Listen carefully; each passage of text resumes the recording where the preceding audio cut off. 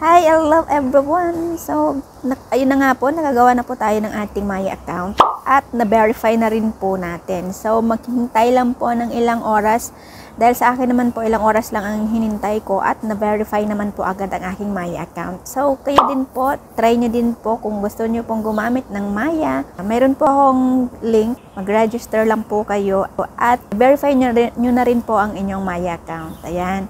So, on this video naman po, papakita ko lang po kung paano nga ba kapag cash in sa ating Maya account. Gamitin ko sa pag-cash in sa aking Maya account yung GCash. Very convenient for me. Ayan, magpindot-pindot lang ako sa cellphone. So, first thing na ating gagawin ay i-open ang ating GCash at sundan nyo lang po ang video on the screen. Ayan. Para makapag-cash in po sa ating Maya account, pumunta lang po tayo sa ating GCash account. Mag-login. So, ayan, nandyan na po tayo sa ating homepage. Makikita po natin dyan ang view all. Click lang po natin yan, ang view all na yan. At scroll down lang po natin yung page na yan. Click lang ang more. At dito po sa search bar na yan, i-type lang po natin ang Maya.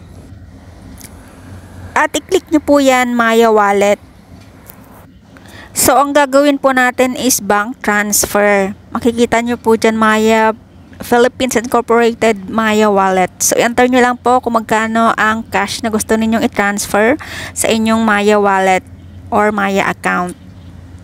Sa account name naman po and the account number, kung ano po ang ginamit ninyo sa inyong Maya account, yan po ang ilalagay po ninyo dyan. At ilagay na rin po ninyo ang inyong email address and send money lang po kung okay na po. And then, nagiging 150 ng 100 pesos na gusto kong i-transfer dahil meron pong fee or charge. And then, click lang po ang confirm. Enter authentication code and confirm ulit. So, ayan na, okay na ang ating bank transfer from GCash to Maya account natin. So, let's check po kung nandun na nga po yung cash na transfer natin from our GCash account. So, ayan na nga po, pumasok na nga po, nandyan na po yung 100 pesos na transfer natin from our GCash account. So, ganyan lang po kasimple kung paano mag-cash in sa ating Maya account gamit ang ating GCash. Okay, meron din pong receipt kung gusto po nyo makita, nandyan lang din po sa inyong Maya account. So, thank you for watching!